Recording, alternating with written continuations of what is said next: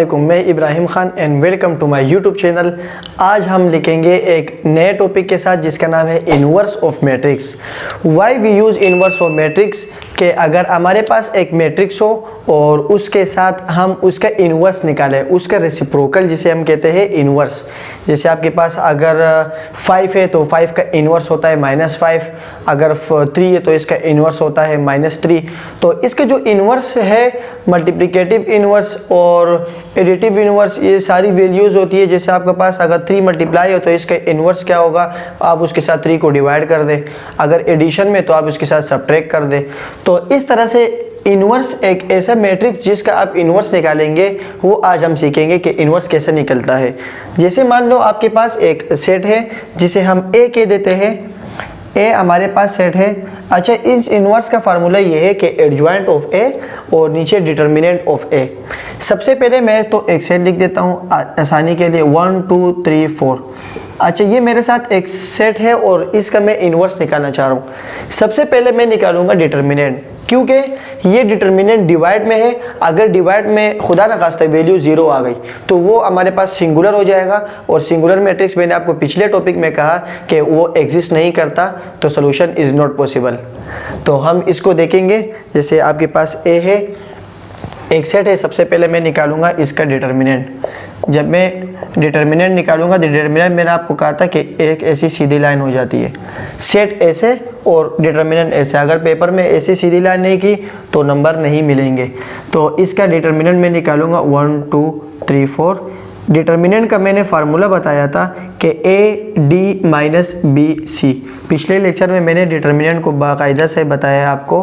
तो A D ये और बी और सी है, क्योंकि इसको ए मानो, इसको बी, इसको सी और इसको डी।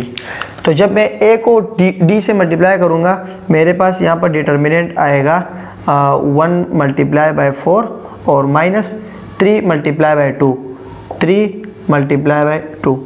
ए डिटर्मिनेंट 1 4 4, 2 3 2 6। तो डिटर्मिनेंट हमारे पास आया -2, which is not equal to 0। So this is possible. ये अब पॉसिबल है क्योंकि हमारे पास इक्वल टू 0 नहीं आया, बल्कि कुछ वैल्यू आ गई।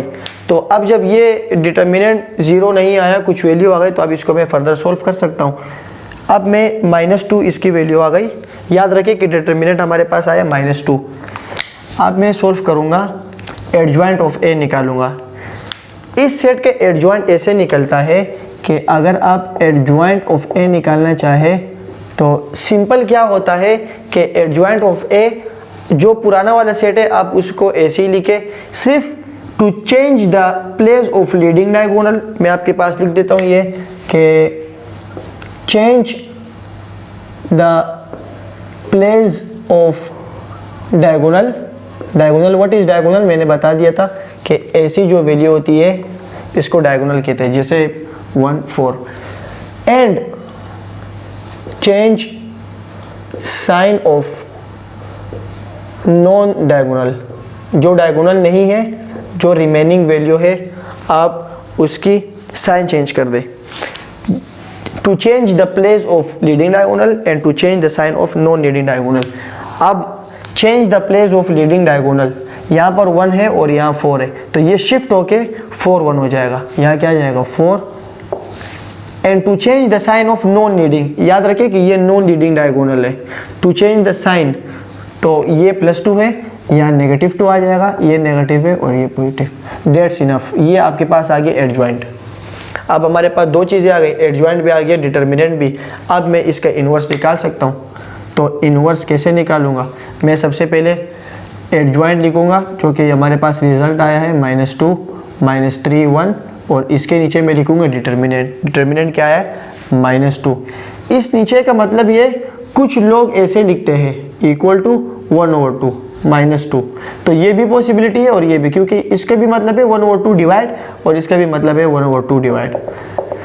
तो ये -2 अब सबके साथ डिवाइड करेगा, जैसे 4 के साथ भी -2 डिवाइड, -2 के साथ भी -2 डिवाइड, -3 के साथ भी -2 डिवाइड और 1 के साथ भी -2 डिवाइड। फाइनल रिजल्ट हमारे पास क्या आएगा कि मैं लिखूंगा 2 1 × 2, 2 2 ज़ार 4, 2 1 ज़ार 2, 2 1 ज़ार 2 और minus minus cancel out, minus minus cancel out और यहाँ डिवाइड नहीं हो सकता तो ऊपर हमारे पास आया -2, ये माइनस ऊपर जाके शिफ्ट हो गया तो -2, यहाँ पर ओनली 1, यहाँ पर 3 over 2 क्योंकि सिर्फ साइन चेंज हो गया और यहाँ पर -1 over 2। स्टैंडर्ड फॉर्म में साइन ऊपर होता है। तो ये था इसका इन्वर्स, ये है इसका इन्वर्स। ये इस मेथड को कहते हैं इन्वर्स बाय डिटर्मिनेंट मेथड, जिसके अंदर हम डिटर्मिनेंट को यूज करते हैं। अब जो नई मैट्रिक की और ये फर्स्ट ईयर की जो बुक्स आई है उसमें आपको कह रहे कि इन्वर्स निकालो by adjoint method. Adjoint method में आप लोग कैसे निकालेंगे, मैं बुक निकाल देता हूँ और उससे मैं एक क्वेश्चन कर देता हूँ।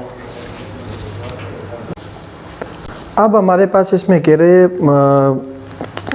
एक क्वेश्चन है जिसमें आपके पास कह रहे कि आप बताएं find the inverse by adjoint method.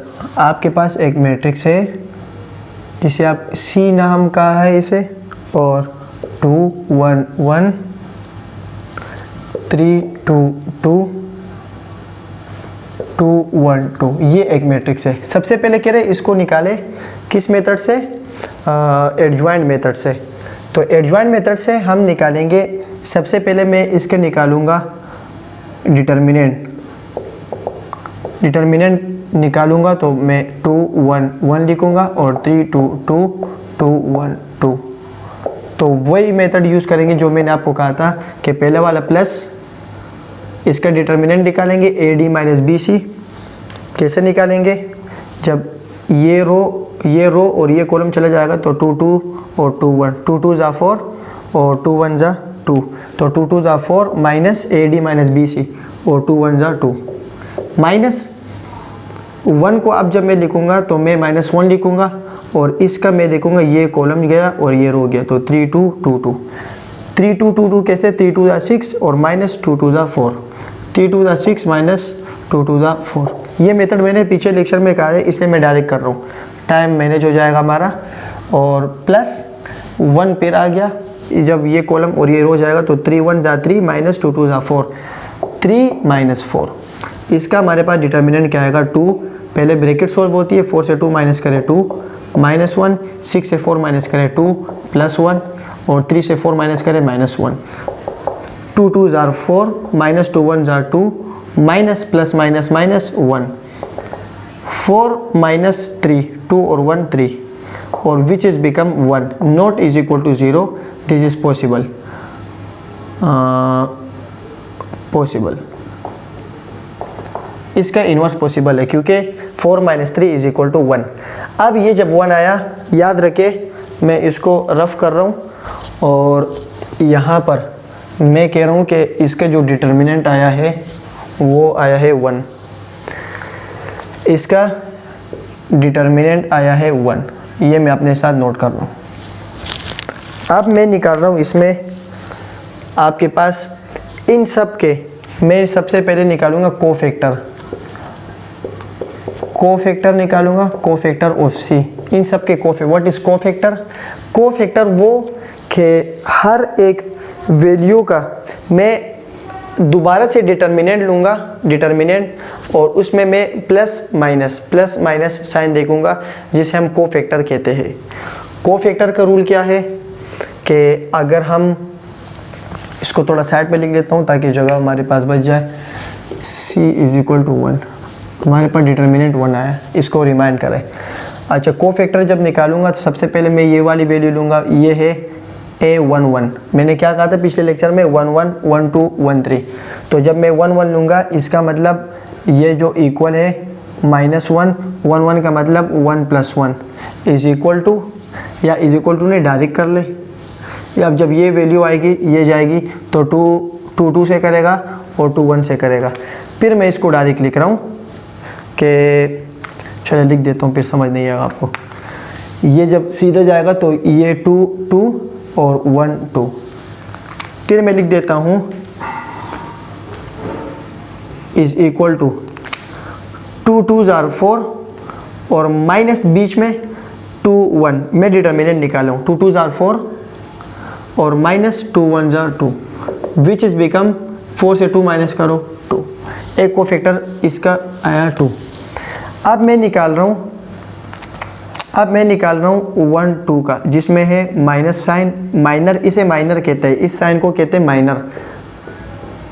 अब माइनस का साइन चेक करेंगे। अब ये क्या है 1 1, ये क्या है 1 2, 1 प्लस 2, ये क्या हो जाएगा हमारे पास, ये जब ये कॉलम और ये रो हो जाएगा तो 3 2 जार 6 और 2 2 बच जाएगा, मतलब 3 2 और 2 2 बच जाएगा।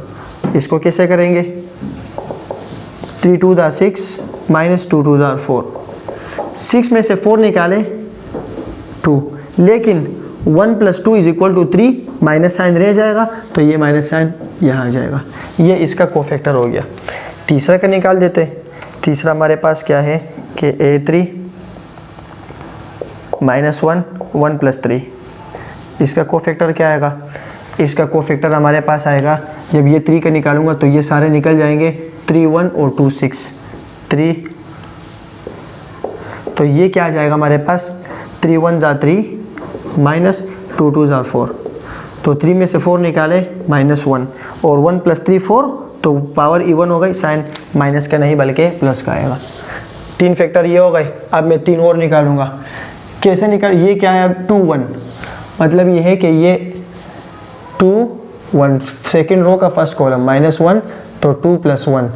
अब मैं निकालूंगा, जब इसे मैं देखूंगा तो ये सारी रो चली जाएगी और ये सारा कॉलम, तो क्या रह जाएगा 1 1 1 2 1 1 1 2।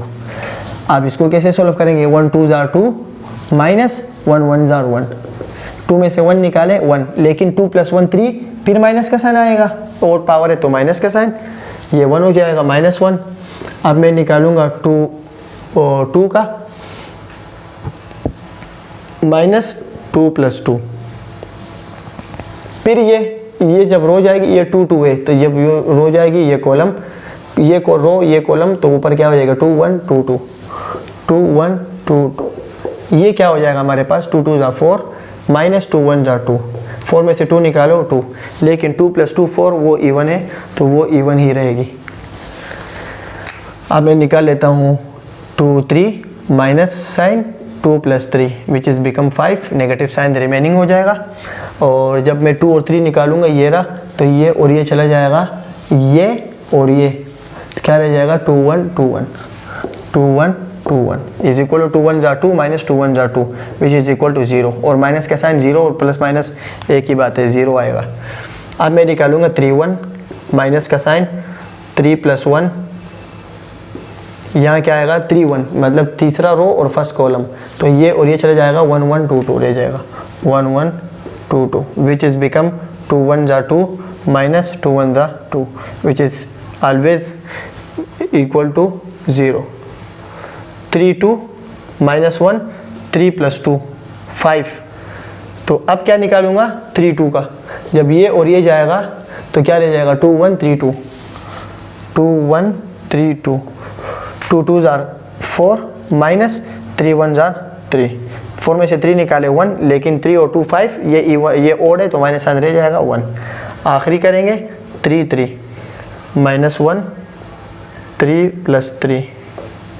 अब जब ये निकालेंगे आखिरी वाला तो ये कॉलम जाएगा और ये रो, तो 2 1 3 2 2 1 3 2, तो 2 2 जार 4 माइनस 3 1 जार 3, तो 2 2 जार 4 3 1 जार 3 सही है, और बीच में माइनस, तो 4 में से 3 निकालो 1, 3 प्लस 3 6 इवन है तो ये रह जाएगा। अब मुझे इसके कोफैक्टर निकालने हैं। कोफैक्टर हमारे पास क्या क्या आया है, मैं कहाँ लिख दूँ, चलो यहाँ छोटा सा लिख देता हूँ फिर आपको, ताकि मुझसे ये भूल ना जाए। सबसे पहले हमारे पास कोफैक्टर क्या है 2, फिर क्या है -2, इसका आया है -2, तीसरे का आया है -1, नंबर 4 का आया है, इसका इसी प्लेस पे लिखूंगा उसी जगह पे, लेकिन कोफैक्टर जो आया है वो लिखूंगा -1 2 0 0 -1 1। अब मैं इसको रफ करके, यहाँ अगर आपको दिखाई नहीं दे रहा तो इस सब को रफ करके मैं कोफैक्टर लिख देता हूँ।